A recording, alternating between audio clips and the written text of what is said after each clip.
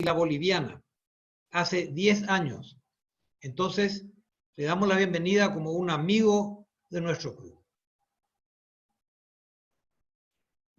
Y bueno, no sé si alguien tiene alguna anécdota que contar, alguna cosa, mientras venga nuestro invitado especial de hoy, el ex ministro Antonio Arbo.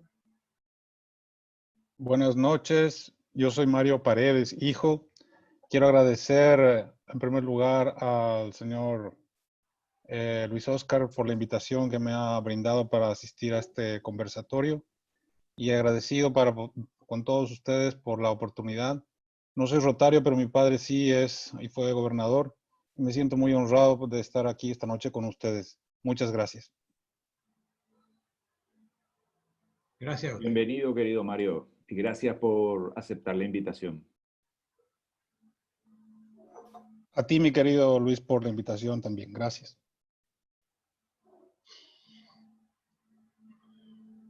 Juan Carlos Velázquez, no sé si querías hacer algún comentario.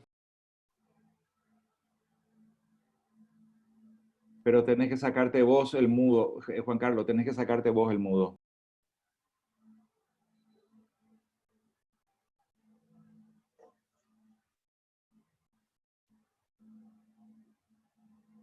Es la alegría que siento, que sentí en estos días cuando hemos comprobado con mucha satisfacción la demostración de esa vocación de servicio que están demostrando nuestros nuevos compañeros rotarios. Realmente es una gestión, ¿verdad?, digna de comentar el trabajo que están haciendo, el caso de nuestra compañera Sonia, Tomasa, Guillermo, Juan Danieri, ¿verdad? Todos apoyados por nuestro grupo rotario del club, especialmente, ¿verdad?, en este momento que estamos pasando por esta situación crítica de la pandemia. Desearles a ellos que continúen trabajando con ese mismo entusiasmo para acciones futuras que estemos emprendiendo en nuestro club. Ellos saben, como habíamos mencionado en varias oportunidades, que cuentan con todo el apoyo y la poca o mucha experiencia que hemos ya acumulado en Rotary Club para que ellos continúen las acciones que nosotros estamos también realizando en otros momentos. Así que felicitaciones para ellos, adelante y sigamos como rotarios en acción. Daniel Eliseche.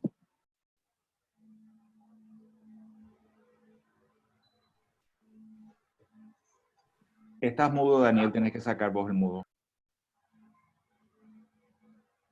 ¿Qué tiene que apretar el...? Gracias, Luis Oscar. Antes de comenzar la charla de Antonio, que ya veo que está por ahí, quiero, recorriendo así la lista de los presentes, veo que hay dos grandes ex-rotarios, grandes amigos, casualmente ex-rotarios. José Luis Salomón y Derlis Esteche. Bienvenidos ambos. Y no sé si hay otros más que no os alcancé a ver. Pero Derlis y José Luis, bienvenidos. Y también hay un ex becario de la Fundación Rotary que nos representó en la India, que es Juan Manuel Acevedo, que allá por 1990 y pico, 2000, estuvo visitando la India con el intercambio de grupos de estudio. Muchas gracias, doctor Eliseche, y muchas gracias a tú por esta invitación, en particular a Luis Oscar Bueno. Un honor tener la oportunidad de escucharlo, doctor Arbo. Víctor Báez. Sí, Luis Oscar, solamente un anuncio. Para el domingo 26 estaba anunciado la Teletón de Rotary International para todo el mundo, ¿verdad? Eso se va a pasar una semana después. La última información que hoy tengo es que se pasa para el domingo 2 de mayo. Más información vamos a tener en el curso de la semana. Solamente era compartir eso con todos los amigos rotarios que están participando de esta reunión virtual. Gracias, Luis Oscar.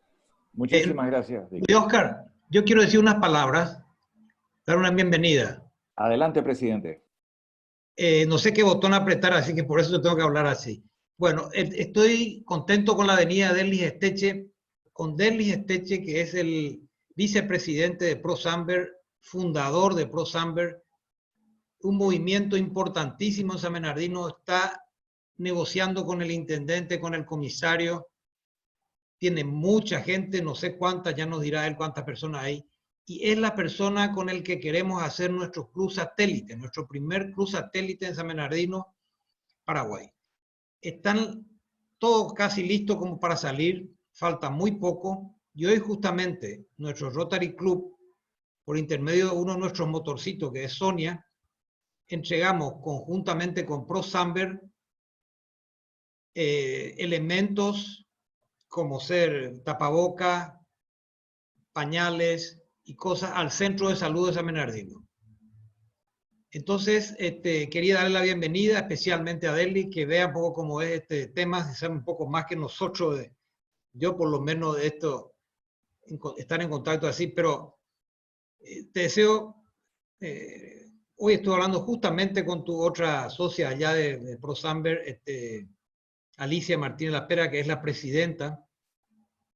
Y en fin, es todo un grupo muy bueno. Es todo. Muchas gracias, presidente. Sí. Disculpame que te corte, pero No, está bien. Sí, el sí, tiempo apremia. Sí, sí, sí. Creo que nuestro compañero Antonio Arbo no necesita una presentación. Creo que todos lo conocemos.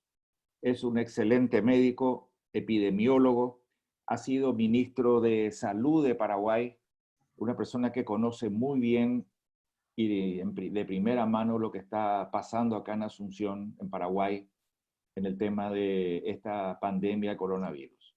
Así que sin más, me voy a permitir darte la palabra, querido Antonio, y estamos para escucharte.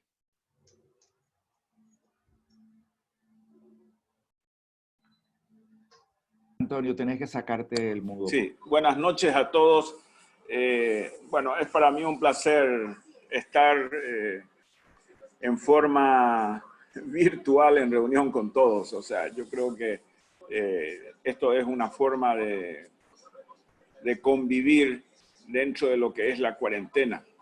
Entonces, lo que voy a hacer es presentarles brevemente, algo que no va a durar más de 20 minutos, un pantallazo de lo que es la infección por coronavirus, de cómo estamos en el mundo, cómo estamos en el Paraguay en esos aspectos. Entonces, voy a ver ahora.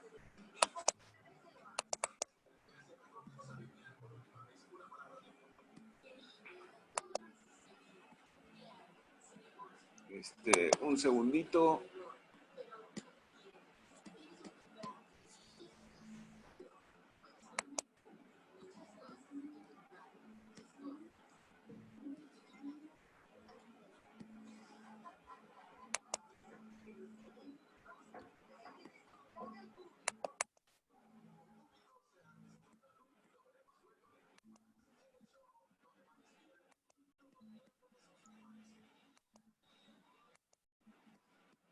A ver.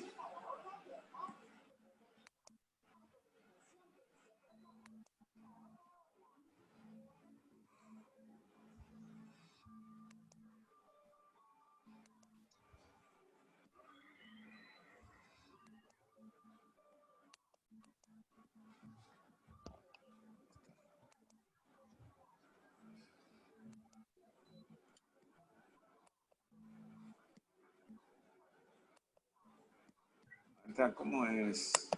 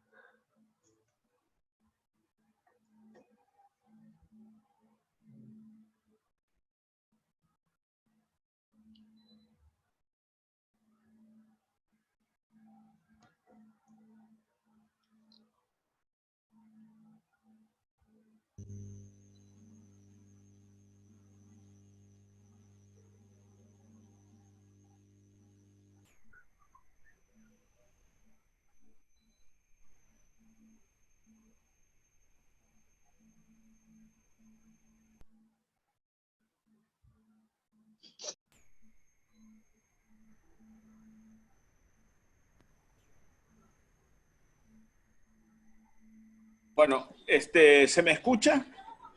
Sí, Perfectamente bien. adelante, Antonio. Bueno, perfecto. Entonces, vamos a hablar del coronavirus. ¿Qué es el coronavirus? El 31 de diciembre del 2019, China reportó casos de neumonía de causa desconocida en Wuhan, que es la capital de la provincia de Hubei, que es una provincia enorme, una ciudad que tiene más de 10 millones de habitantes. Es para dar lugar dar la perspectiva del lugar donde se produce. El 9 de enero del 2020 se identifica un nuevo coronavirus que se documenta el 27 de enero la primera transmisión humano a humano. El 11 de febrero del 2020, la Organización Mundial de la Salud declara que es un evento de emergencia a nivel mundial. El 27 de febrero se hace una nueva definición de casos sospechosos y el 11 de marzo del 2020, la OMS declara que coronavirus es causa de una pandemia. Entonces, ¿qué es el coronavirus? El coronavirus es una familia que tiene 4 géneros. Los géneros alfa, beta, gamma y delta. Habitualmente causan enfermedades leves, pero pueden ser causa de enfermedad grave en humanos. Por otra parte,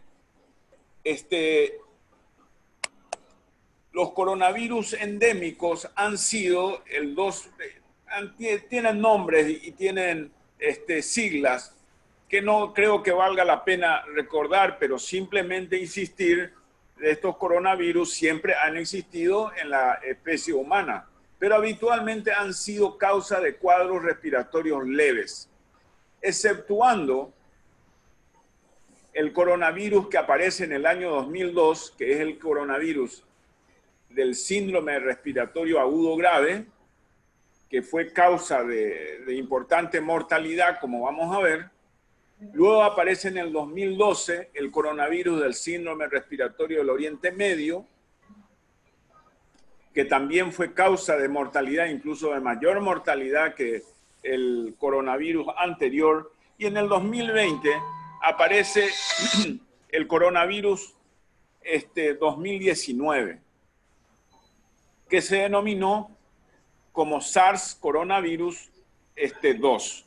Ese es el nombre del virus.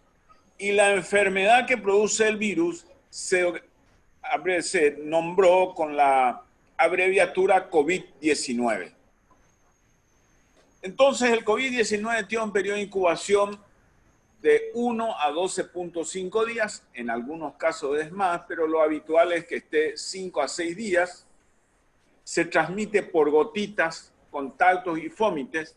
Esta es una ventaja, no se transmite por aerosoles que están en el ambiente. La tasa de letalidad es del 2% y probablemente es de origen zoonótico.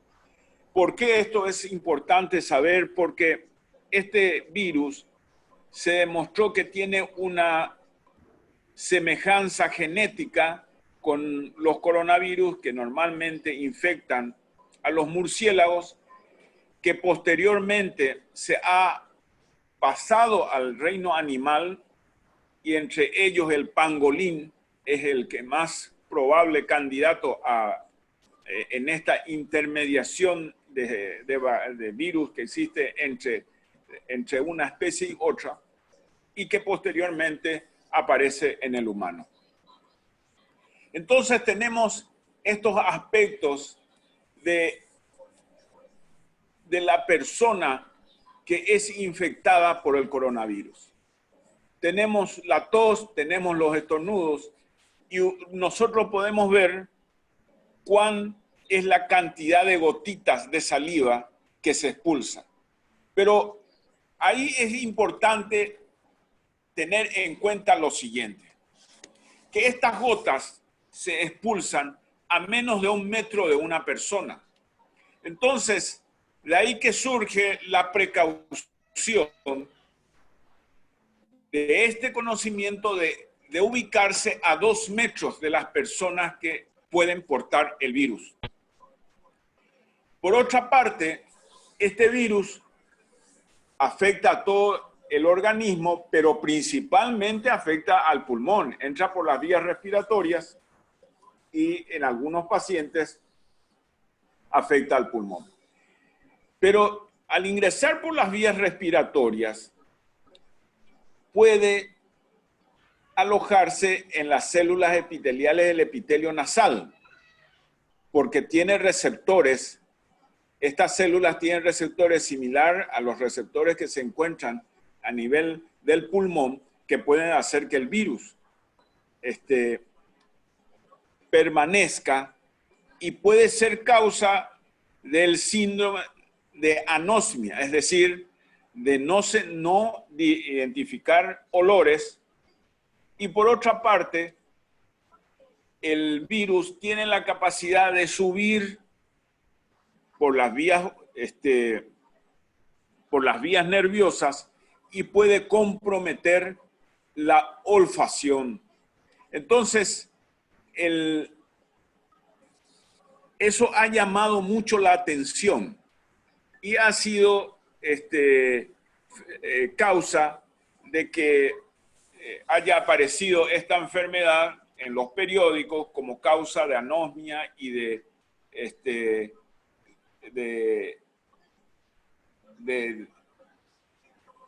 capacidad de las personas de sentir el olfato.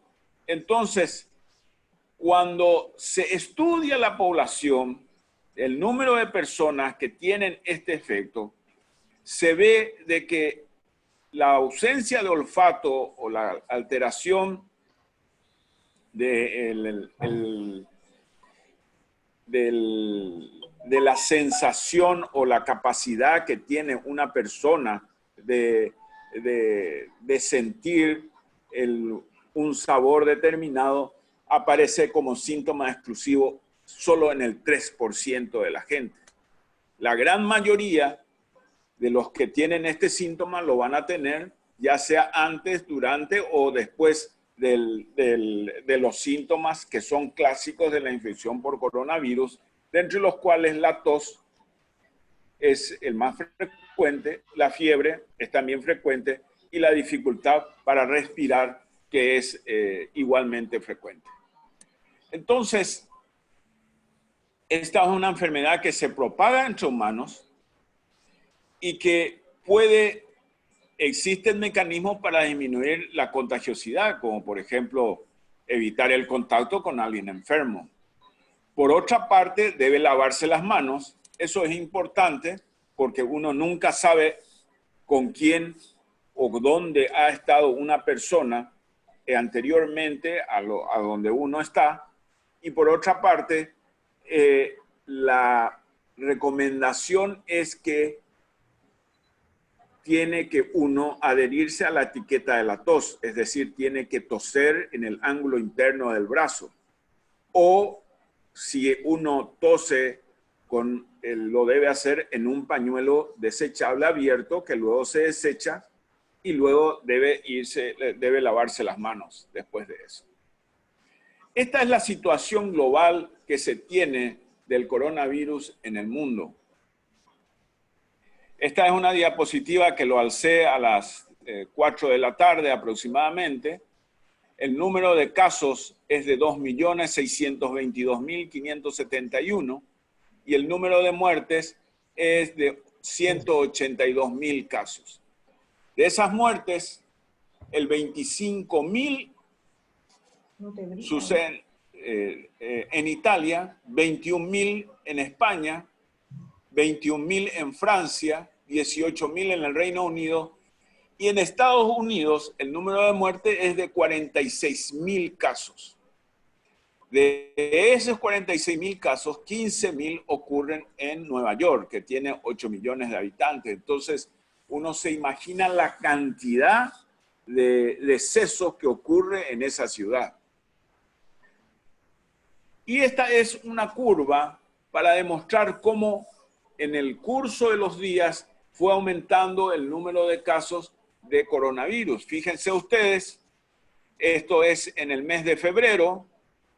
Luego tenemos que el número de casos empieza a aumentar a finales de febrero y principios de marzo, como en cada día que va pasando el número de casos incrementa, y entonces estamos en este momento teniendo una especie de meseta en el fondo. ¿Cuáles son las características que nos preocupan del coronavirus? Este reporte lo saqué de la página de la web de la Organización Mundial de la Salud. Y es para comparar el efecto que tiene la influenza estacional y el COVID. La influenza estacional, sin ninguna duda, el número de casos que se reportó en el año 2019-2020 fue de 3 a 5 millones de casos severos y produjo 290.000 a 650.000 muertes. Pero el índice de fatalidad fue del 0,1%. El COVID, cuando se hizo este estudio, había producido 75.000 casos, el número de muertes fue de 2009 y eso habla de un índice de fatalidad que son 20 veces más que la influenza. El índice de transmisión de la influenza estacional es de 1.3, es decir, una persona contagia a un poco más que una.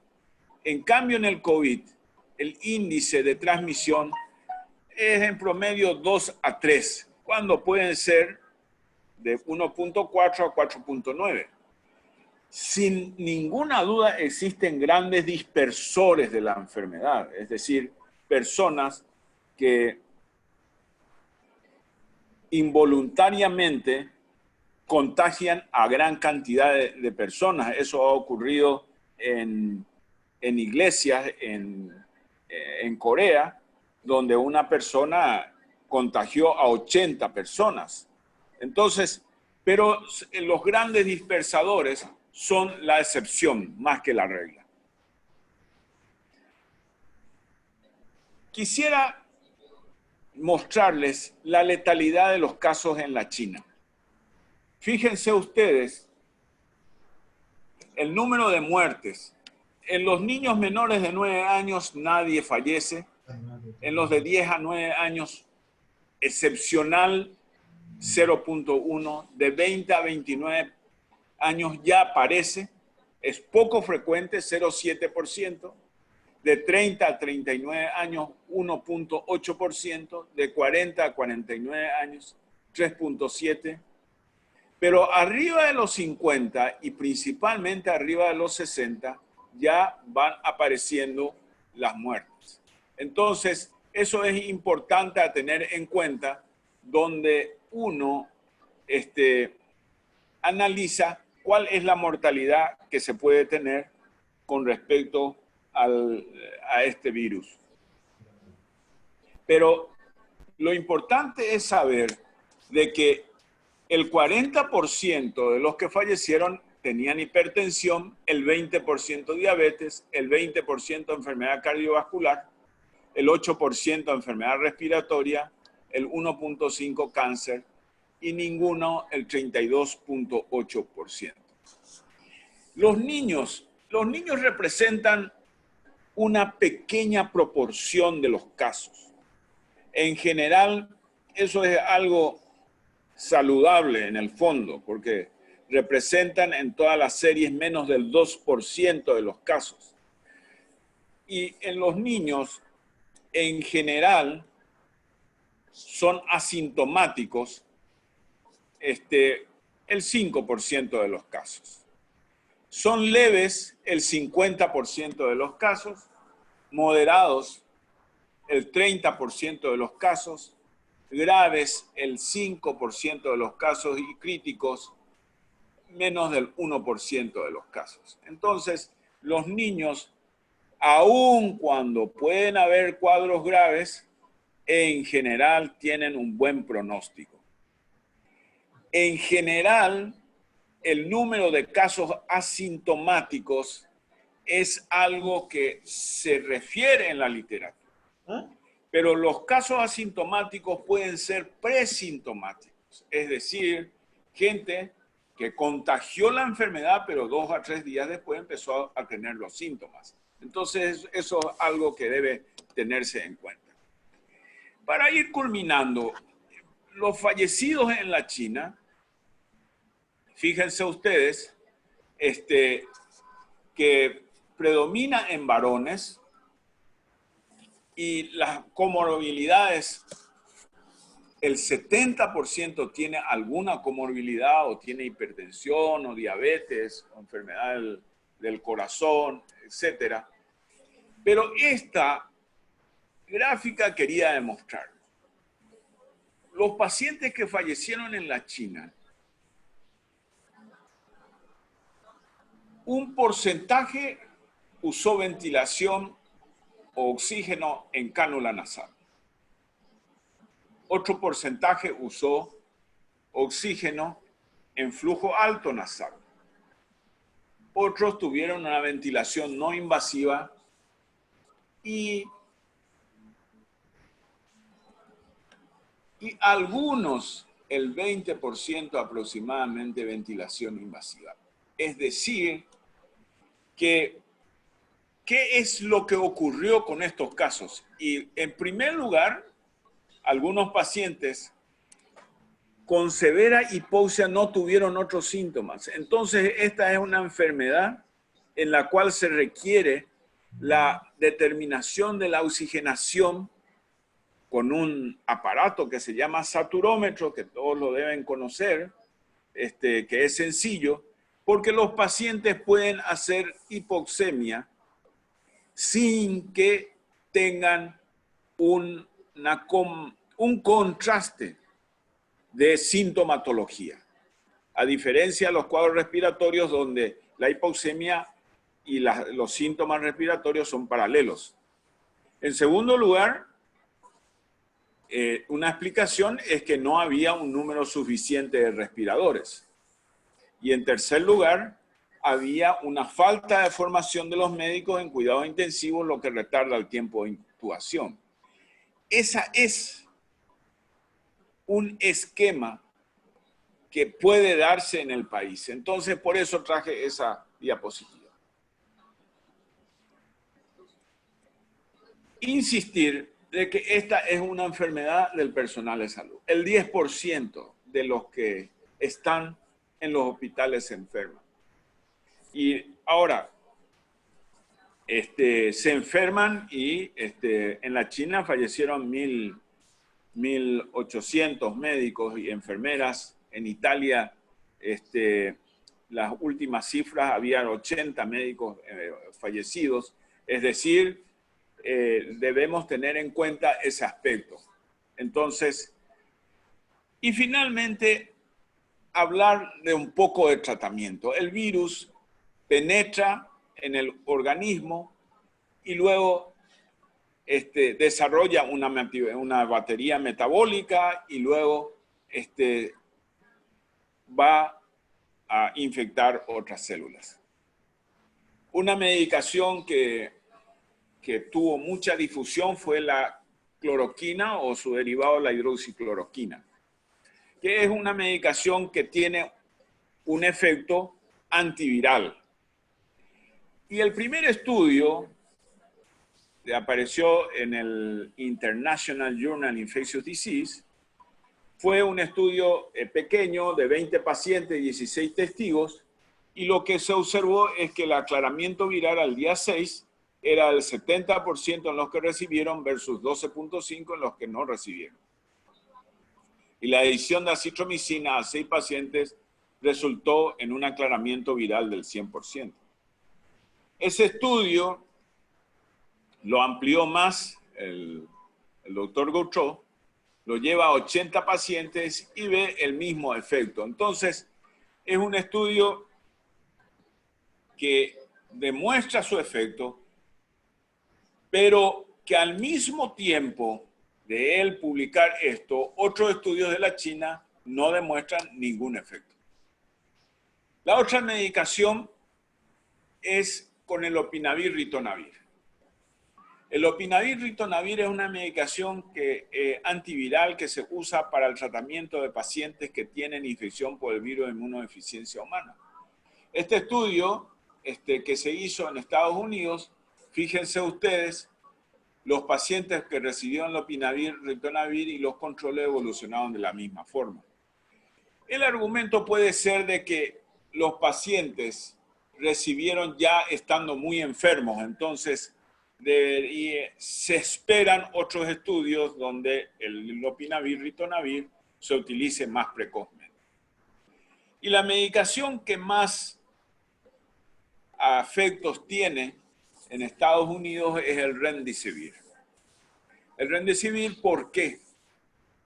Porque hechos en estudios demostraron que un 56% de los pacientes mejoran. Entonces, eso es importante cuando estamos hablando de una enfermedad en la cual no podemos intervenir. Entonces, hay estudios que se están haciendo, pero esta es una medicación que solamente se usa en forma de compasión. No está aprobado por la Organización de Drogas estadounidenses y entonces existe limitaciones a conseguirlo. Existen otras medicaciones como el interferón alfa, los corticoides. El tocilizumab es una medicación que los europeos y en los países que tienen medios lo están utilizando por una medicación que se administra una sola vez. En ocasiones puede requerir repetición y entonces inhibe a lo que se produce por efecto del virus, que es una liberación masiva de productos de las células que se denominan citocinas, que actúan en conjunto para dañar al organismo. Entonces, este anticuerpo es un antagonista de uno de ellos y aparentemente tiene un efecto. Lo otro que se está llamando la atención, es el papel de los anticoagulantes. Porque a medida que se va conociendo esta enfermedad, se sabe de que tiene una acción sobre las cascadas de citocinas, así se lo llama, y tiene un efecto procoagulante. Y lo que se ha demostrado es en autopsia que lo que predomina son los fenómenos de coagulación a nivel del pulmón, pero que también pueden producirse en otras áreas. Entonces existen estudios donde se ha evaluado el efecto de la heparina de bajo peso molecular y esos estudios han demostrado su utilidad. De todas maneras, los pacientes moderados reciben heparina de bajo peso molecular, que los pacientes severos también. Entonces, esta es la curva de la infección por coronavirus. Tenemos, en primer lugar, una curva sin intervención. Esto es lo que sucede en una comunidad que no hace aislamiento, que no cumple cuarentenas, etc. Y cuando las medidas del sistema de salud implican la cuarentena, el aislarse, el lavarse las manos, el toser en el ángulo interno del brazo, el no salir si hay síntomas respiratorios, el fenómeno del pico se enlentece y eso hace que el sistema de salud pueda acoger a estos enfermos con mucho mayor comodidad que si hubiera sido una situación de esta. Entonces, nosotros estamos en esta fase donde el número de enfermos está debajo de la cifra de 2 decimales estamos en un decimal. Y si eso sigue, es conveniente hacer una flexibilización de la cuarentena. Eso no significa de ninguna manera que las escuelas se reabran, pero iniciarse las obras civiles, iniciarse la gente que trabaja puede hacerlo con todos los cuidados y eso puede no permitir eventos de acúmulo de personas, por ejemplo, los shopping, los cines, los restaurantes, etc. Entonces, eso puede permitir que allá vayamos avanzando. Aun cuando, si llegara a producirse un incremento en el número de casos de COVID, vuelta nuevamente hacia atrás a tener nuevamente la restricción de cuarentenas. Entonces, esa es una propuesta que lo hago en forma personal. Finalmente, las diferentes políticas de vigilancia y confirmación hacen muy difíciles las comparaciones. Aquí lo que estoy mostrando es lo que sucede en diferentes países de América Latina. ¿Cuántas determinaciones se hacen y cuántos casos se diagnostican? En el caso de Panamá, se hace 100 determinaciones por 100.000 habitantes. En el caso de Ecuador, 55 determinaciones. En el caso de Chile, 53, Perú, 48. Bueno, entonces, el índice de caso-fatalidad guarda relación con el número de determinaciones. Si nosotros nos fijamos en la mortalidad de Panamá, de 2.8%, el número de test que ellos lo realizaron fue de 4.000 por millón de habitantes. En Chile se realiza 5.000 por millón de habitantes. En Colombia, 900 por millón.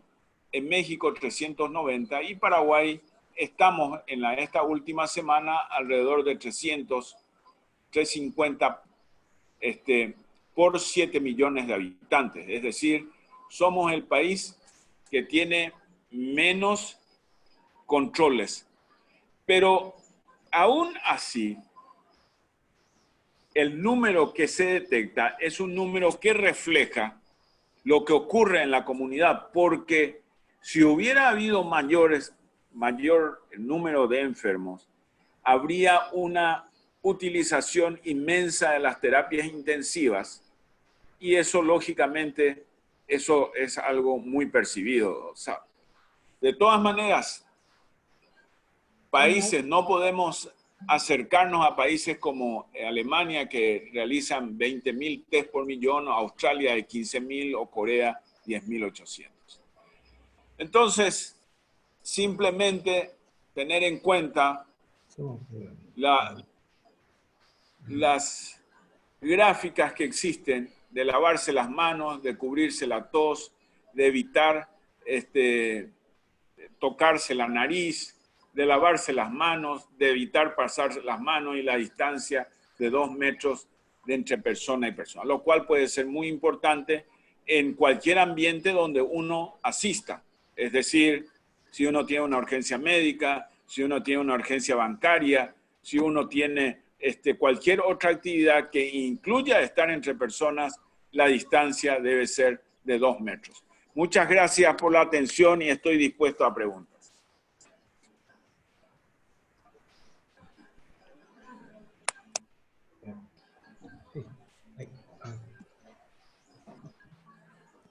Muchísimas gracias, Antonio. Estoy queriendo... Ahí está. Bueno, realmente excelente tu presentación, querido Antonio. La metodología que vamos a utilizar es levantar la mano electrónicamente, para lo cual ustedes en la parte de abajo, donde dice participantes, hacen clic con el botón izquierdo del mouse y van a ver que abajo sale una rayita y dice levantar la mano. Así que las personas que quieran hacer uso de la palabra, con mucho gusto se les va a dar. Otra cosa, preguntas concretas, por favor. No hagan un preámbulo muy largo, más o menos que no dure más de 1 minuto la pregunta. Primera persona, Daniel Eliseche, por favor.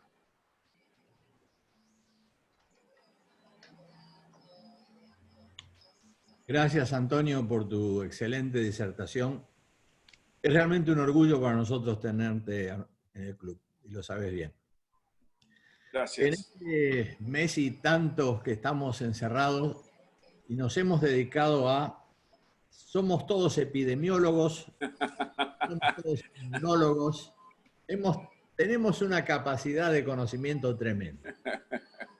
Pero nuestro conocimiento o desconocimiento no varía mucho de los que saben, porque los que saben también tienen un desconocimiento profundo del tema.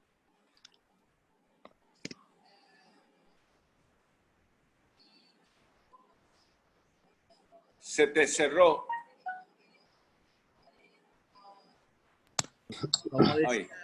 Como decía nuestro compañero Héctor Ratti, lo que tiene de bueno Rotary es que hasta los médicos podemos hablar de medicina. Entonces vamos concretamente a la pregunta. Yo creo que la estrategia que se sigue en el país es la acertada, pero que hay que empezar a liberalizarla de a poco. Este aplanamiento de la curva, nosotros echemos hacia adelante la enfermedad de forma de ir atendiéndola en dosis controlables. ¿Hasta cuándo calculas vos que vamos a tener el problema en el país de contagio? Y sobre todo, ¿hasta cuándo tus compañeros que estamos, de acuerdo a la gráfica, en la edad crítica, hasta cuándo vamos a tener que seguir reuniéndonos de esta forma y evitar una reunión multitudinaria? Esa es la pregunta. Sí. Es muy difícil hacer futurología con respecto a un virus que tiene su primera participación en países tropicales, donde tenemos todo el invierno por venir. A diferencia de los países que están en el hemisferio norte, donde están terminando el invierno y está empezando el verano. Entonces, esa es la preocupación que yo tengo, que es una preocupación que quisiera compartirlo con ustedes, porque el hecho que ahora tengamos pocos casos no significa de ninguna manera que en un mes no tengamos muchos casos, pero eso implica de que debe extremarse la vigilancia epidemiológica y cuando se ve que el número de casos aumenta, ahí encerrarnos todos. Pero esperar a que eso ocurra, eso puede tardar 3, 4 meses. Entonces, es importante que ahora que el número de casos esté debajo de 2 decimales, que esté 5, 6, 3, 4, 5, entonces se pueda flexibilizar la contención y ir observando qué sucede. Entonces, si sucede un incremento en el caso, volver todos hacia atrás. Eso hasta que aparezca una vacuna. Gracias, Antonio. Sí.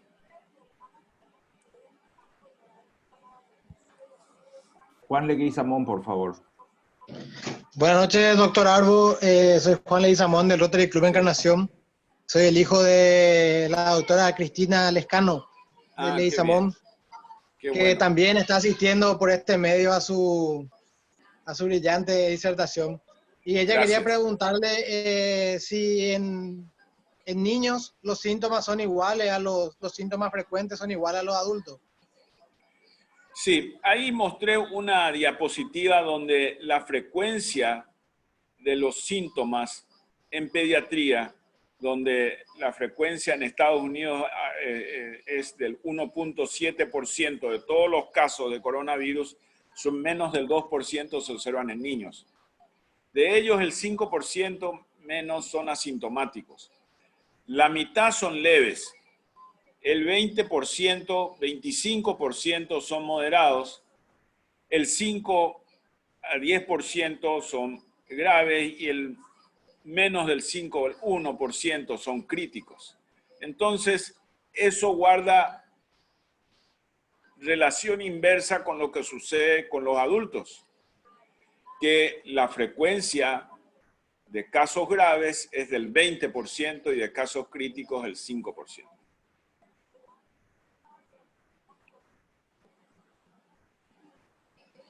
Guillermo Kraus, por favor. Ya, ¿qué tal, Tony? Compañero de colegio, mejor egresado del grupo, así que una satisfacción escuchar una disertación como esta. Mi consulta viene con este que se está hablando, ¿verdad? Y se va a tener que hacer en algún momento la flexibilización. ¿Cuál sería el parámetro para medir cuándo parar la flexibilización? En el sentido que, por otro lado, se escucha que el 60% de la población debería estar inmune para que el virus se propague más lentamente, y la única manera de estar inmune hoy es contagiarse de alguien que está enfermo. Entonces, por un lado, tenemos que buscar a alguien que está enfermo para contagiarnos, pero por otro lado, tiene que ser lento ese tema. ¿Y cuál sería el parámetro cuando alguien tiene que decir, stop, volvamos otra vez a encerrarnos todos? Bueno, yo creo que para eso es importante hacer un seguimiento muy estrecho de los casos. Si los casos se van manteniendo menos de 10, estamos bien. Si los casos empiezan a aumentar a más de 10, 15, 20, 25, 30, hay que retroceder. Entonces, la cifra de menos de 2 decimales es muy importante, y las cifras más allá de 2 decimales, en la medida en que va aumentando, obligan a ir hacia atrás. Juan María Martínez, ahora, por favor. Esta situación vuelve a cambiar todo de lo que es, de la manera en que nos conducíamos antes. Vamos a tener que adoptar un modo coronavirus de acción.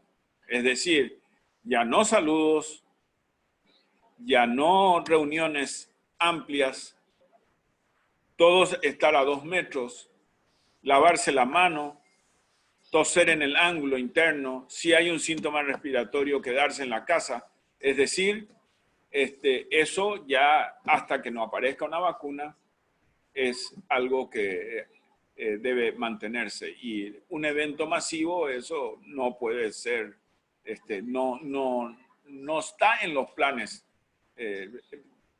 por lo menos para mi manera de pensar y de ver las cosas. Juan María Martínez, por favor. Buenas noches. Del Rotary Club Encarnación, en primer lugar, mi respeto al maestro Arbo. Y,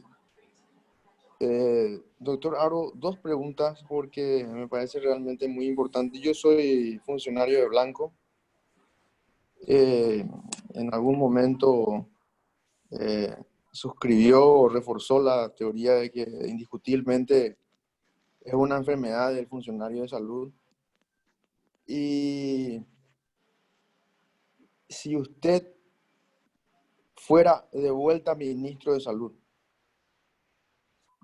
atendiendo a la situación, a la realidad del sistema de salud, ¿cuál sería su mensaje, digamos, para el funcionario de Blanco, atendiendo a toda la situación que eso conlleva, ¿verdad? Por un lado. Y por otro lado, doctor, sabemos que se están probando en muchas partes del mundo las vacunas ya en humanos, ¿verdad? Hay, creo que en Gran Bretaña creo que está haciendo una prueba, creo que en Suiza hay otra prueba también en humanos.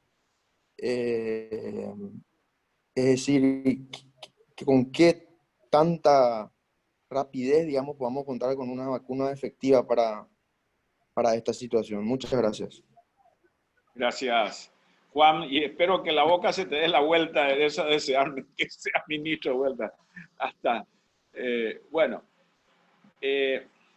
con respecto al personal de salud, yo aproveché esta charla donde hice énfasis en que es el grupo que está más afectado.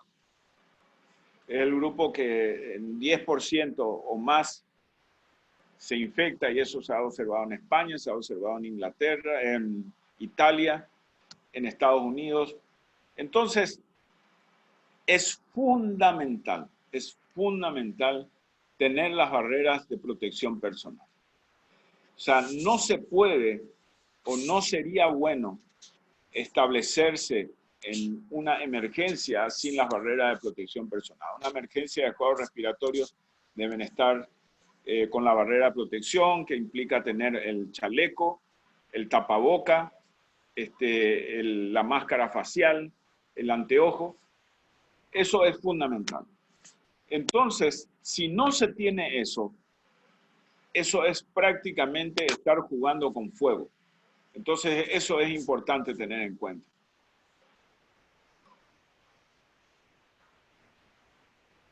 Manuel Sosa, por favor. Profesor, pero con respecto a las vacunas, que también le había la segunda pregunta. Sí. Las vacunas, la génesis de las vacunas, lo que se está haciendo ahora es la fase 1. Es decir, medir si el inmunógeno produce algún efecto en el hígado, en el riñón, es decir, si la tolerancia, no se mide todavía el efecto protector. Luego viene una fase 2 donde se mide el efecto, se busca la dosis y el efecto protector es secundario a la medición de la dosis. Y la tercera fase sí es el efecto donde ya se busca el efecto protector de la enfermedad. Y la cuarta fase, si es que se pasa, es el efecto, digamos, donde la vacuna se libera.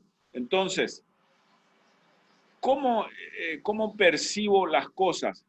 Yo creo que estas vacunas estarán disponibles en el segundo semestre del año 2021. No nos hagamos muchas ilusiones, pero no podemos descartar tampoco de que en el último semestre de este año pudiera haber una vacuna.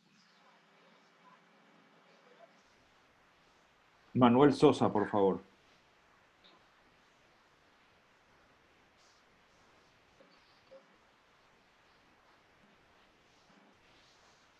Manuel Sosa, por favor, tenés que sacarte el mudo, por favor, Manuel. Ahí está. Sí, te escuchamos, Hola. Manuel. Adelante. ¿Sí? Bien. Buenas noches, Antonio. Yo soy del Rotary Club de Cursuco-Atiá, Corrientes. Ah, qué bueno. Quería preguntarte si ahí en el Paraguay hay un comité encargado de la comunicación oficial, porque estamos saturados de comunicadores y opinólogos, como dijo recién ahí el amigo Eliseche. Eso es uno, si es que hay alguien que se encargue de esa comunicación. Y el otro es lo conveniente. Ayer tuvimos la oportunidad de conversar, tener una excelente exposición de una joven, en donde nosotros como organizaciones civiles no es suficiente el voluntariado en este momento. Si nosotros como organización tenemos que recurrir a ese grupo oficial que es el que va a dar la información. Bueno, la comunicación oficial del coronavirus aquí está llevada por el ministro. Sin embargo, existen otros colaboradores de él del ministerio, como el director de vigilancia sanitaria, el director de hospitales, que también comunican las cosas. Entonces, eso, digamos, se está comunicando relativamente bien, no hay observación con respecto a eso, pero es una observación que sí debería tenerse en cuenta. Y el otro es con respecto al voluntariado que te comentaba Antonio. Sí, las enfermedades o los eventos que suceden, porque nadie tiene experiencia en un evento de esto, nadie. No existe ningún viviente que tenga experiencia, porque lo último que la humanidad ha sufrido en esta forma fue la pandemia de la influenza, de la gripe española en el año 1918. Entonces,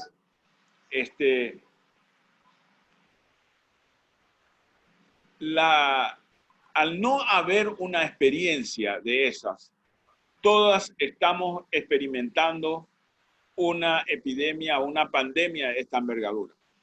Los requerimientos de su atención en muchas ocasiones sobrepasan las capacidades de un país y sobrepasan las capacidades de todas las organizaciones que están dedicadas al sostenimiento del quehacer social. Entonces, es fundamental que las organizaciones como el Rotary apoyen a organizaciones gubernamentales en este efecto, pero no pueden ser los únicos de ninguna manera a que lleven las cosas. O sea que el camino sería la actividad gubernamental y los demás colaborar. Gracias, Antonio. Sí. Hay una consulta, Antonio, si el aislamiento selectivo es recomendable. Está hecha por Hernán Melgarejo. El aislamiento selectivo, eso implica, quisiera entender si se trata del aislamiento de las personas de más de 60 años que están sanas y que, digamos, para protegerlos de un eventual contagio. Hernán, si querés cargar tu pregunta, por favor. Buenas noches, compañero. Buenas noches, doctor. Sí, efectivamente, sí es que se utilizan los estratos los rangos de edad para poder hacer un aislamiento preventivo selectivo de manera a reactivar en forma más rápida la economía. Sí, Y indudablemente el aislamiento de las personas de más de 60 años es fundamental. De ahí que cuando se flexibilice, la flexibilidad tiene que afectar a personas que tengan edades menores de 50 años. Federico Leukovic, por favor.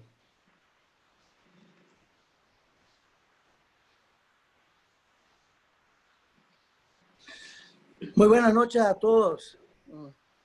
Me place participar en esta reunión. Primero, estimado Antonio, la presentación excelentísimo para aclarar muchas cosas. Entre eso, quiero pedirte una ayuda con relación a lo siguiente. De las informaciones que estamos teniendo, los enfermos con el coronavirus que pasan el tiempo de cuarentena y salen ya sin los síntomas, el 46 o 47% de ellos están libres del virus, mientras que todavía hay un 50% que tienen todavía el virus. Es decir, de los que pasaron por el tema del contagio, tenemos un 50% que vuelve a la comunidad todavía teniendo el virus. ¿Es eso correcto? Ahí quisiera aclarar de que cuando tenés mucha razón, Federico, al decir de que muchos pacientes que alcanzan los 14 días se reintegran a la comunidad, se hacen una prueba y tienen positiva. Eso no quiere decir que esa persona sea contagiosa. Porque el PCR, que es el método de laboratorio que se utiliza, detecta el genoma viral. Entonces, para que el virus sea contagioso, debe pasar por una fase en la cual el número de virus sea suficiente, y eso en general disminuye al día 14. Entonces es muy poco probable que una persona que esté en el día 16, 17, aun cuando tuviera positivo, contagie. Porque se ha observado que pacientes que están hospitalizados, que están en ventilador en el día 20, 25, tienen todavía positivo, pero en general ya no son más contagiosos. Muchas gracias. Eso fue importante aclarar porque me asustaba eso en el sentido de que si ellos vuelven a la comunidad y se integran, obviamente al tener todavía el virus, lo llevan de vuelta a la comunidad. Claro, pero con claro. esta aclaración que me estás dando, uno ya queda mucho más tranquilo, ¿no? Así es, así es. Gracias. Fabricio, por favor.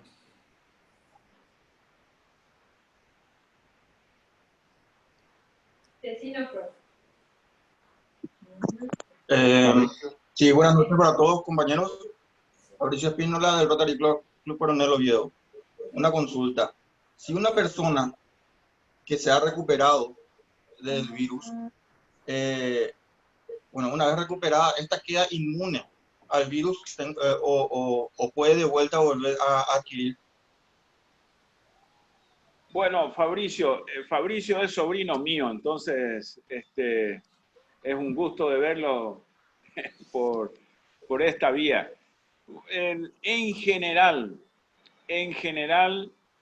se considera que uno se vuelve inmune a un cuadro infeccioso siguiente, aun cuando existen reportes de personas que han tenido recaída. Pero eso en general existe con todos los virus.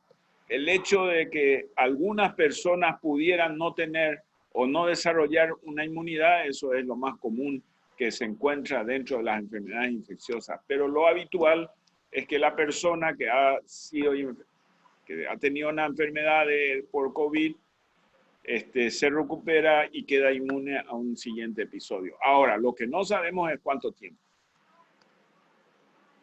Antonio Gabriel Durquet hace un pedido de aclaración. Dice, si nos vamos contagiando a ritmo menor de 10 por día, llegaremos a ese 60% de contaminación en muchas décadas.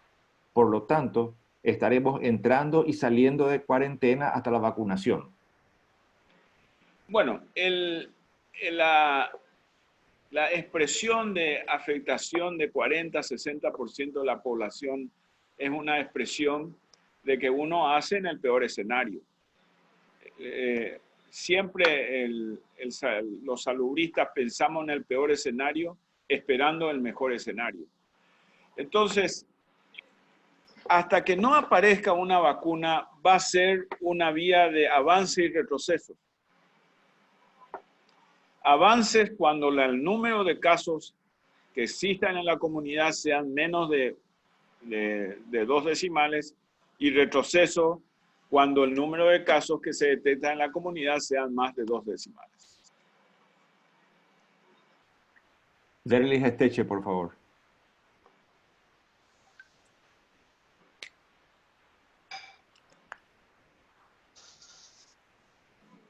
Derlis. Derlis.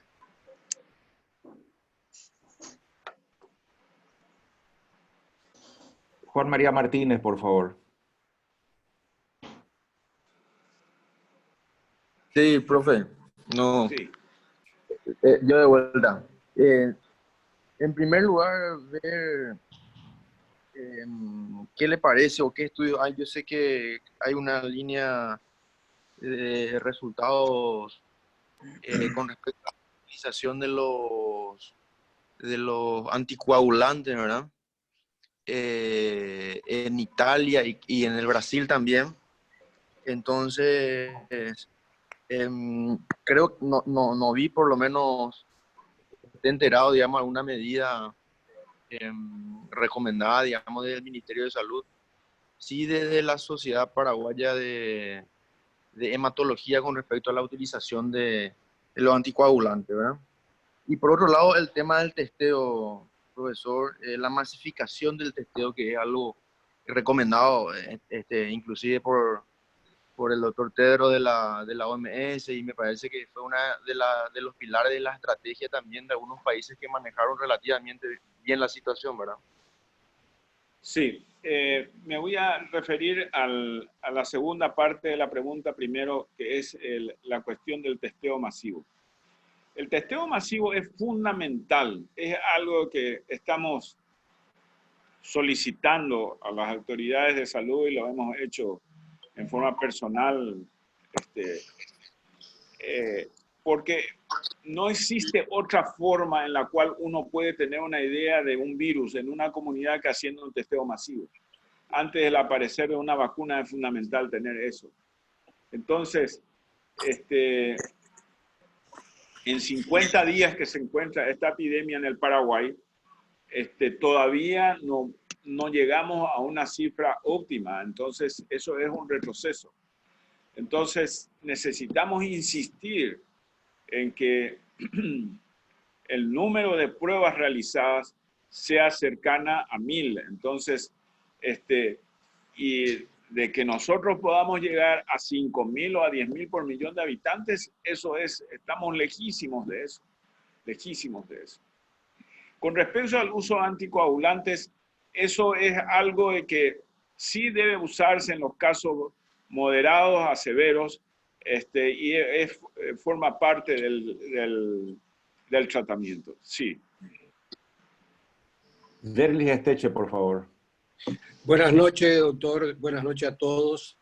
Más que una pregunta, un deseo, felicitar a Rotary y que esto continúe. Y ojalá que el sistema de salud en Paraguay se fortalezca después de esto. Usted fue ministro y sabe lo bien que vendría para Rotary con las conexiones internacionales. Pensar en el 2022, por decir una fecha, un encuentro de ex ministros de salud, científicos, y fortalecer la salud en Paraguay. Es un deseo que estoy sintiendo en este momento. Estamos más educados en todo. En la salida a las calles hoy, con esta cuarentena, con esa diferencia de 1 metro de distancia, creo que estamos más humanos. Nos hemos integrado más a una vida familiar y muchas cosas pueden fortalecerse. Entonces mi deseo finalmente, doctor, es que pensemos en algún congreso, en alguna convención, luego de esta gran experiencia en Paraguay, y ojalá que se fortalezca toda la estructura de salud y que desde el Congreso realmente la mirada sea diferente en relación al presupuesto.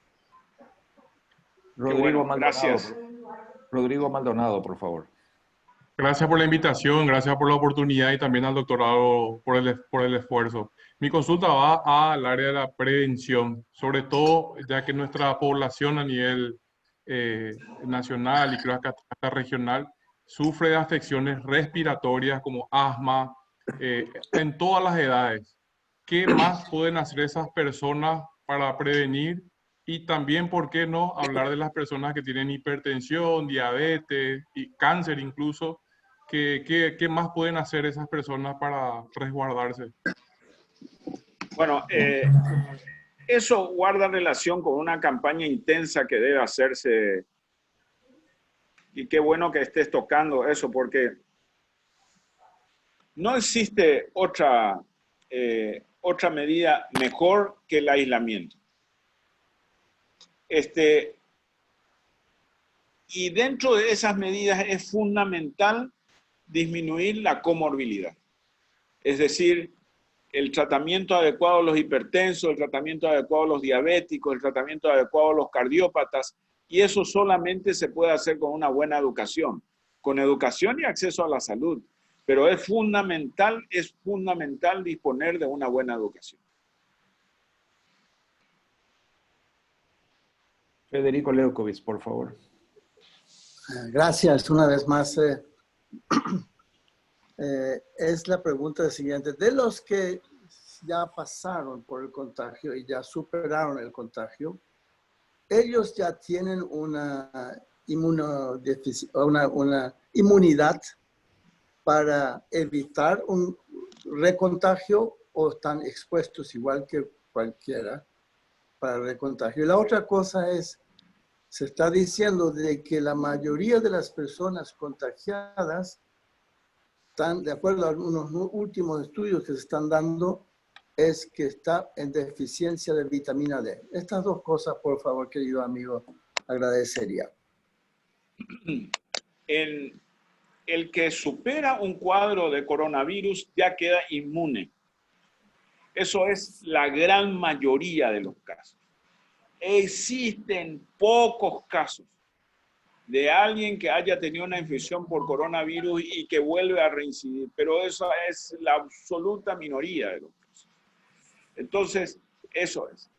Con respecto a la vitamina D, Federico, la vitamina D tiene tantos efectos que uno ya duda de todos sus efectos.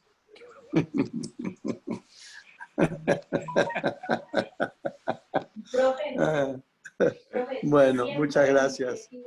Muy amable. Gracias. Excelente. Sí, Federico. Excelente tu exposición y fue muy, ayudó muchísimo en entender todo esto mejor. Gracias. Bueno, sí, gracias. Si me permitís, Antonio, yo mismo tengo un par de preguntas. Sí. La primera es si la exposición al virus, si uno está muy expuesto al virus o si está ligeramente expuesto al virus, ¿hay alguna diferencia? ¿O da igual que tengas una pequeña exposición a una gran exposición? Digamos, si estás con una persona que está con síntomas o estás dentro de un grupo de gente que está enfermo, si hay alguna diferencia en el nivel de afección de la enfermedad. Y la segunda pregunta va con los test rápidos. Es cierto que los test rápidos no son definitivos porque te detectan la enfermedad una vez que ya la superaste. Bueno, con respecto a los niveles de exposición, sí se ha observado de que cuando uno se expone a una sola fuente del virus, puede ser el caso menos severo que si uno se expone a muchos portadores del virus. Y esto se ha observado en hospitales. En hospitales donde se forman cohortes, es decir, donde todos, hay salas donde solamente existen COVID. Entonces, aquellos que están ahí y están algunos 10, 15, 20 días, pueden experimentar cuadros más severos que aquellos de que solamente se infectaron de uno solo. Eso es cierto. Pero no es absoluto. Hay gente que de un solo contacto hace una enfermedad grave. Lo segundo es con respecto a los test rápidos. Los test rápidos, el 40% tienen una sensibilidad del 40-50%. Ese es el problema. Cuando se toma de las vías del aspirado superior, que es nasofaringio. Si se toma del SPUT, de la secreción respiratoria, aumenta a 60-80%. Entonces, el hecho de que uno tenga eso significa que uno está con una infección por coronavirus. Pero lo que no hace es predecir la gravedad. Es decir, uno puede tener síntomas, puede estar enfermo y tener la prueba negativa. Y luego, cuando se hace una segunda prueba, en ese momento sale positiva. Entonces, es de utilidad, pero no predice la gravedad. Gracias. Alberto Silva Santisteban.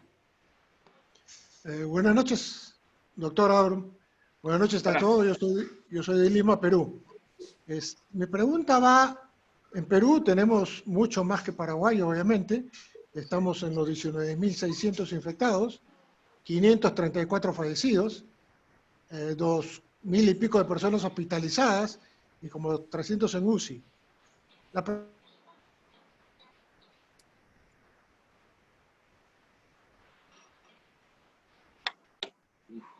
Se perdió la pregunta de Alberto.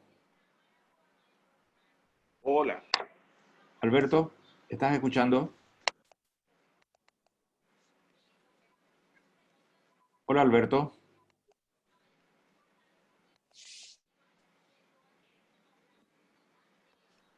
Si hay alguien más que quiera hacer una pregunta mientras tanto. Ahí está de vuelta, Alberto. ¿Escuchás, Alberto?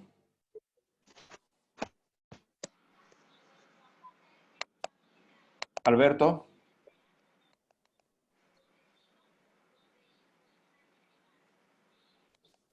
Mientras tanto, Guillermo Kraus, por favor. Perdón, nuevamente. Acaban de poner ahí en el chat que se hicieron 300 y no sé cuántas pruebas hoy y hay 0 infectados. Entonces, digo, ¿cómo vamos a tener el famoso, cómo que se llama, inmunidad de rebaño si nadie se enferma? Esa es mi gran duda. ¿Y cuánto tiempo, cómo se puede llegar a tener la inmunidad de rebaño si nadie se infecta? Esa es mi pregunta. Bueno, esa es una de las preguntas que requiere una explicación. En general, la inmunidad de rebaño se produce cuando muchos o parte de la población se infecta, disminuye la circulación del virus y entonces protege a los demás.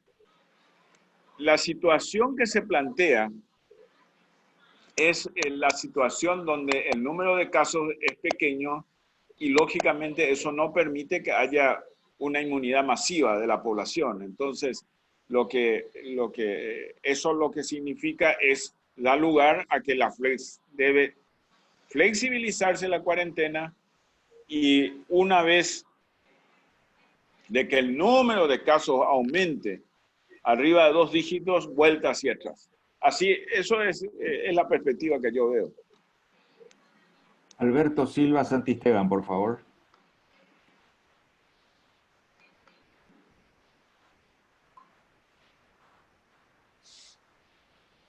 Alberto.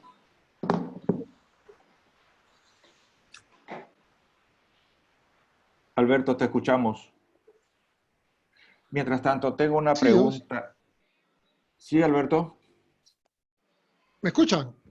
Sí, te escuchamos. Adelante. Y entonces la pregunta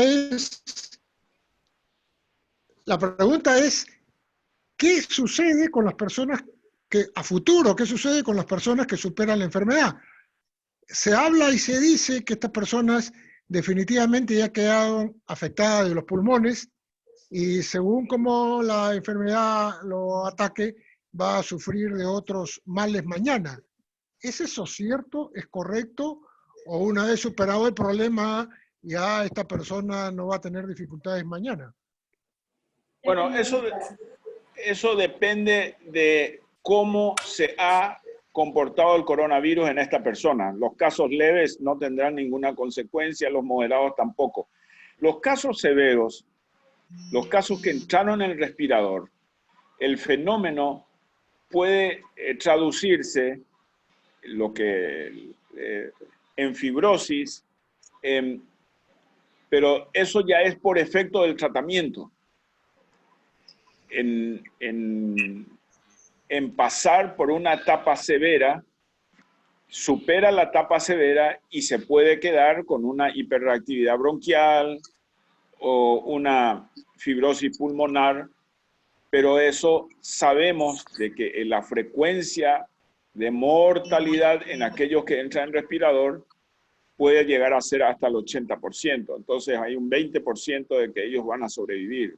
Entonces, en general se considera que el 50% fallece. Hernán Melgarejo consulta si las famosas gárgaras de sal tienen veracidad para combatir el COVID-19.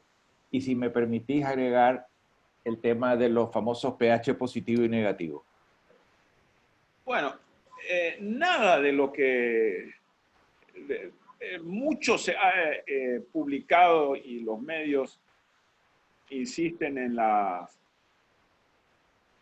medidas que se pueden llevar a cabo para disminuir afectación por el coronavirus, pero nada de eso tiene asidero científico. ¿Alguien más quisiera hacer alguna pregunta o algún comentario? Daniela Liceche.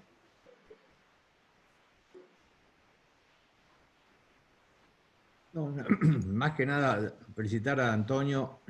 Y mi pregunta era, ¿cuándo un club rotario de 30 personas puede volver a reunirse en una sala razonable? Parece que es razonable. ¿En cuánto tiempo podemos pensar la fiesta de cambio de autoridades del 30 de junio, cuando tiene que asumir Guillermito Crouch? ¿Esa fiesta la vamos a poder hacer o será una fiesta virtual? Bueno, eso depende de cómo vayamos. No podemos hacer anticipación. O sea, si nosotros pensáramos cómo hubiéramos estado en el mes de abril, en el mes de marzo, no hubiera podido haber. Entonces, pensamos de que solamente en el curso de los días se puede dar una expectativa de cómo. Ahora, hay que tener en cuenta de que en junio, julio son los meses más fríos y es esperable de que haya muchos cuadros respiratorios, aun cuando menos porque existe el distanciamiento social de las escuelas que están suprimidas, etcétera. Entonces, es probable que la epidemia de influenza sea de menos fuerza en este año, pero tenemos el coronavirus. Entonces, no podemos tener una perspectiva de aquí a 2 meses, Daniel. Gracias. Bueno, si no hay más preguntas ni consultas, yo creo que podríamos ir terminando la parte formal de la reunión. Así que le voy a pedir primero a nuestro presidente Ignacio Bierzi que dé las palabras de cierre en nombre del club y a nuestra gobernadora asistente Antonella Cabral para el saludo final. Ignacio. ¿Cómo es? Corto parece. Estás con el... Ignacio, estás con el volumen apagado, el micrófono apagado.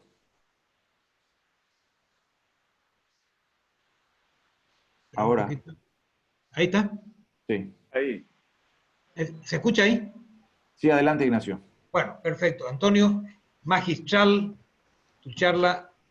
Realmente, querido pariente, es un honor para nosotros tenerte esta noche y haberte escuchado tan bien, tan claro todo, y sobre todo que en este club estamos la mayoría en el rango del peligro, ¿verdad? Entonces, tendremos que seguir cuidándonos. Se ven muchas cosas nuevas con esto, ¿verdad? Nuestros hijos cuando vienen a vernos, con nuestros nietos, se quedan a 5 metros, no podemos darle un beso a un nieto, a un hijo, que estamos tan acostumbrados acá en Paraguay. Pero bueno, son circunstancias de la vida que nos toca vivir y adelante con los faroles. Pero te agradezco muchísimo en nombre de nuestro club y espero contar contigo siempre. Que sigas siendo nuestro gran amigo, compañero, y esa sonrisa que siempre tenés nos cae demasiado bien a todos y el club te reclama. Un abrazo grande, Antonio, y muchas gracias. Gracias, gracias. Antonella, por favor.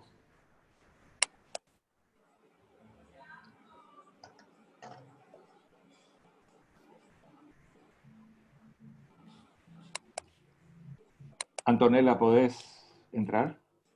Tenés que sacarte el mudo, por favor.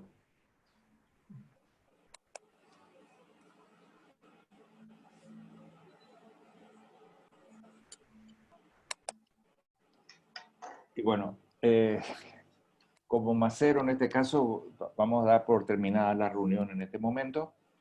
Quedamos en tribuna libre, así que podemos quedarnos a conversar libremente. Voy a levantar la restricción de los micrófonos, pero por favor ruego que todos ustedes mismos se pongan en silencio y abran para poder hablar. El próximo miércoles vamos a tener otra vez otra reunión y vamos a avisar oportunamente quién va a ser el orador. Me parece que Antonella, ¿podés entrar? Sí, ahora sí. ¿Cómo están todos? Buenas noches. Antonella, tenés la palabra como gobernadora asistente.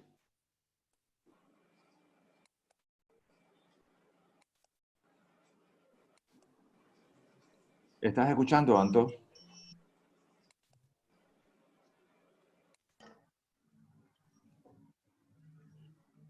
Bueno, si soluciona el problema, entonces vamos a darte... en este momento levanto la restricción de los micrófonos, pero pido cuidado para que no entren ruidos espurios. Déjame que... Lo que sí Vete voy a nomás. pedir es un aplauso para Antonio Arbo. Muy bien. Gracias, gracias. Y gracias a todos los participantes. Hemos tenido gente no solamente de Argentina, sino de Perú también. Raúl desde Estados Unidos. Gracias a los compañeros Rotary Club Encarnación. De Clorinda también ha habido gente. Río Paraná Corrientes. Posadas Norte. Estoy viendo acá los clubes que han...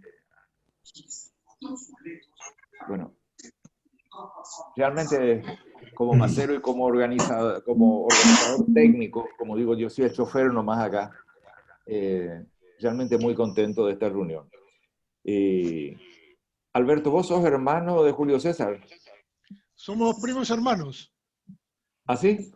Sí, somos primos hermanos. Sé que es muy conocido allá en Paraguay y en Uruguay.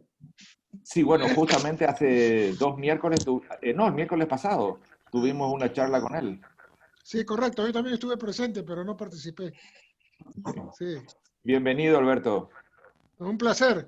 Excelente reunión, excelente mensaje.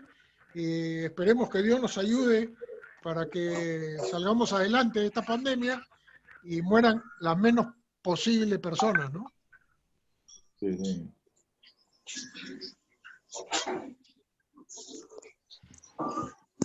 Luis Oscar, si me permitís, y la Sí, tecnología me ayuda a esta vuelta. Antonella. Bueno, muy buenas noches a todos. Realmente para mí es un privilegio poder escucharlo al doctor Arbo. La verdad que lo escuché triplemente interesada.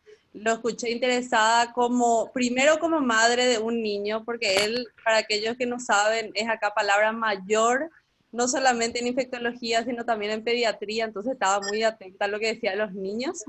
En primera instancia. En segunda instancia, lo escuché también como rotaria, porque nos honra a todos tener en nuestros cuadros a un profesional del calibre del doctor Arbo. Y en tercer lugar, creo que como miembros de la sociedad todos estamos llamados a hacer nuestra parte, ¿verdad? Entonces, él nos dejó claro ahí que el aislamiento es el camino que por ahora tenemos. Así que creo que todos como rotarios inclusive tenemos que comprometernos doblemente con el tema del aislamiento. Pero a pesar del aislamiento estamos juntos como nunca, yo creo, porque nos vemos más seguido que lo que nos veíamos antes a través de estos medios. Así que felicitar nada más al doctor Arbo por su exposición, siempre tan clara y sobre todo tan puntual con aquellos aspectos que nos preocupan. Y a todos ustedes, muchas gracias por participar. Yo estuve acá, pero estoy silenciado un poquito por estas cuestiones de la tecnología. Pero bueno, feliz de poder participar y muy contenta de que el Rotary Asunción esté impulsando este tipo de instancias. Que tengan todos buenas noches. Muchísimas gracias. Gracias, Antonella. Gracias.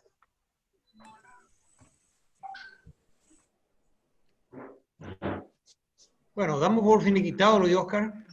Bueno, estamos en una libre, el que quiere, o sea, la parte formal ya terminó, el que quiere irse o necesita irse está en total libertad de hacerlo, el que quiere quedarse también.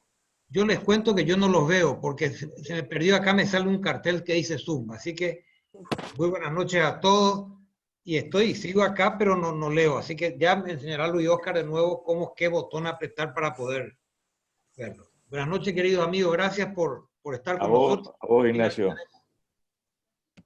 Luis Oscar. También Raúl. tengo cosas, ya me están llamando, así que saludos a todos, disfruten. Ahí, saludos al amigo Donald ahí cerca que te toca, Raúl, así que... Hola, Raúl. Muchas gracias a todos. Y yo pregunto al macero, ¿cuál es la cena de hoy? Ajá. Sí. Media luna. Bueno, buenas noches a todos y hasta el próximo miércoles. Hasta el próximo vez, Raúl, cariño a Vera. Gracias. Disfruten en Washington. Disfruten en Washington. Muchas gracias. Buenas noches, muchas gracias por la invitación. Saludo especial desde Rotary Lambaré. Gracias, gracias igualmente. Gracias, Norma. Buenas noches, un gran saludo para todos. Si Dios quiere, nos vemos el próximo miércoles. Bien, Roberto, un abrazo. Buenas noches desde el Rotary Club de Lima, Perú. Felicitaciones por la reunión. Nos vemos en la siguiente oportunidad. Gracias, Adiós. Alberto. Gracias Se por dice venir. a la misma hora en el mismo canal el próximo miércoles. Ok, ahí nos encontramos. Un abrazo. Estamos. Gracias. Saludos. Saludos. Saludos de Rotary Club. Excelente la reunión. Nos vemos la próxima semana.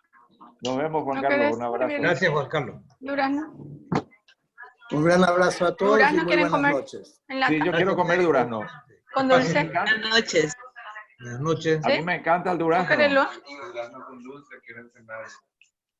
A mí me encanta el durazno.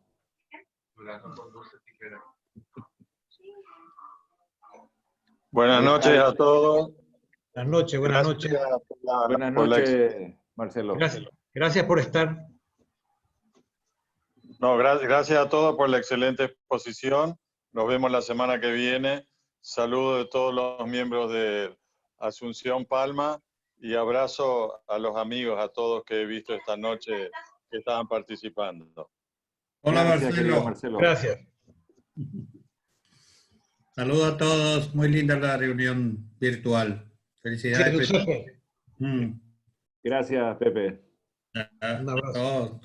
Interesante. Bueno, felicitaciones, Luis, Oscar, y un saludo grande para todos. Ignacio, hay que fortalecerlo de San Bernardino. Sí. Y Guillermo, tomar la posta. Yo tiré algo sobre la mesa hoy. La idea de que este sea el inicio de un proceso que Rotary realmente puede capitalizar esta presencia paraguaya con la menor cantidad de fallecidos. Nos está dando un espacio como para hacer ese encuentro que yo hoy reclamé un poquito que pensáramos para el futuro. Así que, Guillermo, a vos te va a tocar la posta en eso. Lastimosamente, Guillermo se tuvo que ir, pero esto está grabado, así que vamos a hacerle escuchar esta parte de Derlis. Derlis, no te preocupes, ya prendió el bichito, ya estamos.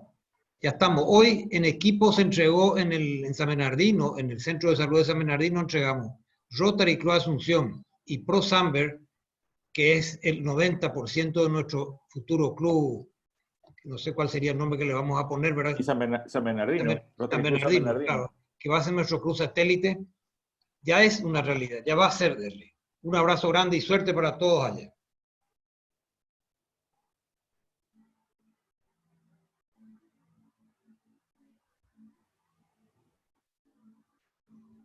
Cerramos, Luis Oscar.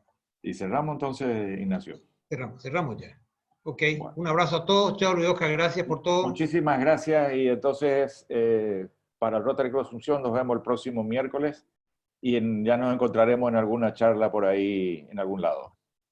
Muchas gracias a todos. Gracias. Buenas noches. ¿Pero Yamile? Sí. ¿Dijiste algo? Muy buenas noches. Un gusto del Rotary Club Caplina de Tacna, Perú. Ay, qué bueno. Hasta la próxima, sí. Pero bienvenida, bienvenida. Okay. Qué contento que me pone. Bienvenida. Sí. Yo estuve por el Perú, te cuento una anécdota. Estuvimos por el Perú con mi señora cuando mi hija salió reina de las flores y compitió en Lima. Un concurso de las flores, pero era en ese momento difícil de Perú, que andaban todos armados y qué sé yo. Pero me impactó, como país me impactó. Cusco, conocimos varias ciudades de ustedes. Ok, qué gusto. Sí, sí, el otro miércoles. Listo, muchas gracias. Gracias a vos, un abrazo. Hasta luego. Ustedes, gracias. Bueno, chao, hasta mañana, Luis Oscar. Chao, chao, hasta mañana. Hasta mañana, Chao, chao, familia. saludos a todos.